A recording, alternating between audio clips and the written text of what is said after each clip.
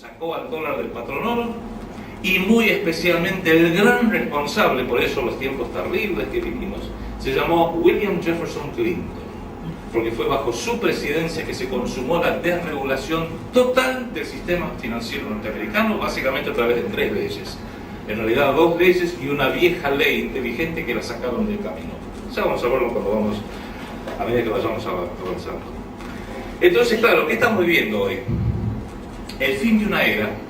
No es el fin del mundo, porque algunos dicen, ese es el fin del mundo. Está muy en boga hoy en día decir, porque el calendario maya, porque la profecía de esto, porque la profecía del otro, se termina el mundo. No se termina el mundo. Lo que sí se termina es una era. Y en buena hora. Lo que pasa es que, claro, es un trastocamiento tan completo, tan total, que va a significar sufrimiento directo para decenas, quizás cientos de millones, y para los que, Dios quiera, no nos veamos afectados tan directamente, nos va a generar la angustia que hoy sentimos todos los que estamos acá, si no estaríamos acá. Hay una angustia de saber que estamos en un mundo donde realmente no cierran las cosas. Y por más que a lo mejor a nosotros no nos afecta una situación de guerra en forma directa, las imágenes que vemos de guerras en otras latitudes, si uno es un ser humano mínimamente decente, a uno lo afectan. Y ni que hablar cuando lo vemos más cerca de casa. Y en este trastocamiento, que creo que vamos a poder mostrar que hay un sistema planetario, un sistema global que está agotado, vemos 3 o 4 datos clave. Primero, la crisis actual es irreversible, la crisis financiera es irreversible. Vamos a ver por qué. Segundo, es tan complejo que esta vez, al revés que con la caída de la Unión Soviética, que se pudo hacer en forma razonablemente pacífica, esta vez la transición casi esencialmente requiere de una salida a través de la guerra, que no sé si va a ser planetaria, que no sé dónde va a empezar, probablemente empiece en Medio Oriente, probablemente el disparador sea el Estado de Israel, pero a lo mejor me equivoco, Esa guerra va a ser entre estados nacionales, sí, menciono esta porque está anunciada, las amenazas permanentes sistemáticas del Estado de Israel que va a atacar, comillas, preventivamente a Irán, pero Irán no es Irak. Irán tiene una alianza estratégica con la Unión Soviética y una alianza mínima, como mínimo comercial con China, así que no sé cómo va a terminar eso. Y la guerra también va a ser de otro tipo, puede que sea una guerra civil, nada más y nada menos que en los propios Estados Unidos, porque insisto, las fracturas sociales en Estados Unidos, con su potencialidad de violencia, que ya la han vivido en su historia, que tiene líneas de demarcación raciales, cosa que nosotros no tenemos. Nosotros, por ejemplo, Argentina no tiene una línea racial. La gran línea divisoria de la República Argentina es pobreza y no pobreza. Están los que tienen y están los que no tienen. Y los que no tienen son demasiados, y por más que los mantienen adormecidos y anestesiados con cumbia, con ruido, con tinel y con toda la basura, celulares, todas las cosas que ustedes ven, eso sí es un peligro potencial. Pero la línea divisoria es de ricos versus pobres. En Estados Unidos es racial. La prueba está. Los que hemos andado por Estados Unidos sabemos que usted camina por las calles de una gran ciudad norteamericana y los negros son totalmente negros. Y los blancos son blancos. Y los hispanos son hispanos. ¿Qué nos está diciendo eso? Que no se mezclan. No se mezclan. O sea, a pesar de sus 200 y pico de años de historia, no han logrado fusionarse racialmente. ¿Por qué? Porque hay racismo. Es un racismo endémico que viene propio de una sociedad esclavista, cosa que nosotros no tenemos. Propio de los anglosajones. Exacto. Y tercero, que quizás es el momento clave que a todos nos interesa, estamos en un momento de eclosión para la humanidad. No es que esto estamos hablando de algo que va a pasar dentro de 10, 15, 20 años, quizás 30. Todos pareciéramos intuir y poder verificar que los grandes cambios van a pasar ya, en cuestión de meses, en cuestión de 1, 2 años. Realmente es un momento de eclosión. Y esa eclosión ahí es donde se enfrentan dos fuerzas titánicas, terribles, poderosísimas. Y es porque la propia estructura de poder del nuevo orden mundial, y cuando digo nuevo orden mundial no me refiero a nada específico, sino que cada vez que se quiere cambiar el orden vigente se lo llama nuevo orden mundial.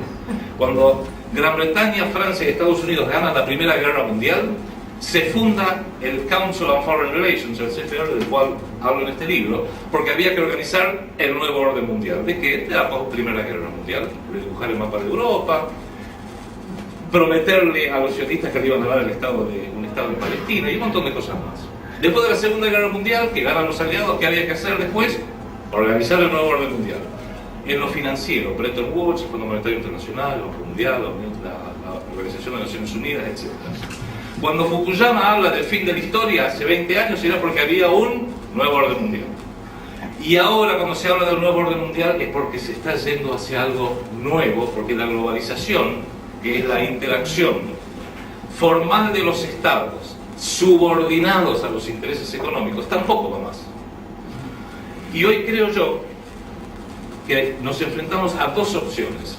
O se va hacia un gobierno mundial, y ahora voy a decir, cuando hablamos de gobierno mundial no es una figura linda, simpática, estamos hablando de un gobierno mundial, coercitivo, obligatorio, atenti, porque en un gobierno mundial, voy a decir una verdad de perogrullo, va a abarcar el mundo, y la Argentina está en el mundo, con lo cual Argentina va a tener que incorporarse sí o sí, y si no le gusta va a tener que resistirse, y si decide resistirse, la gran pregunta es ¿con qué? De manera que les voy a dar un dato, que esto es todo lo que les comento, después cualquiera que quiera les dejo el correo electrónico y les mando las fuentes, que son importantes. Cuando se desata la crisis en Estados Unidos, este despliegue financiero, en el 15 de septiembre del año pasado, el 8 de diciembre, el diario Financial Times de Londres, que es uno de los voceros, a mi criterio, uno de los voceros más importantes de quienes realmente manejan el mundo, de la gente que echó a andar la Unión Soviética y que echó a andar el sistema capitalista a principios del siglo XX, a ver cuál de los dos fungaba mejor. Esa gente que tiene sus voceros, uno de los cuales es el Financial Times, que tiene su sede en Londres, porque parecería que el poder que había migrado a Nueva York, Washington, está despacito desplazándose de vuelta hacia Londres. Medida muy inteligente. Después vamos a ver por qué si quieren. Este diario, el Financial Times, dijo el 8 de diciembre, en un artículo escrito por uno de sus redactores más importantes, Gideon Rachman, dijo, el título lo dice todo, porque el artículo es largo, ahora vamos por el gobierno mundial. Así nomás, sin anestesia, ahora vamos por el gobierno mundial. ¿Y por qué? Dice, porque hay tres enormes problemas de la humanidad. El calentamiento global, o sea, eso es más una excusa que otra cosa, el problema ecológico, que van a subir las aguas, en realidad es muy inconsistente, porque Al Gore dice que se calienta el mundo y van a subir el nivel de las aguas, pero después hay otra línea que dice que en realidad el mundo se está enfriando, no sé, pero evidentemente hay que hacer algo al respecto y en cualquier momento desaparece California, suben las aguas, bajan, no sé qué va a pasar, pero pareciera que va a ser terrible. Entonces el tema del calentamiento global es un tema que requiere de un enfoque planetario. Segundo problema, la crisis financiera. Eso es una crisis financiera, es terrible lo que está pasando. Tenemos que ya abordarlo a nivel planetario.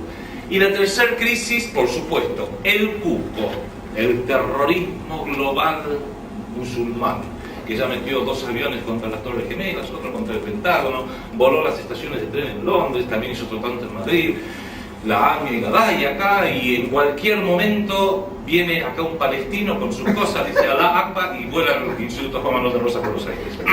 O sea, nos tienen a todos al borde de un ataque de nervios con ese tema específicamente.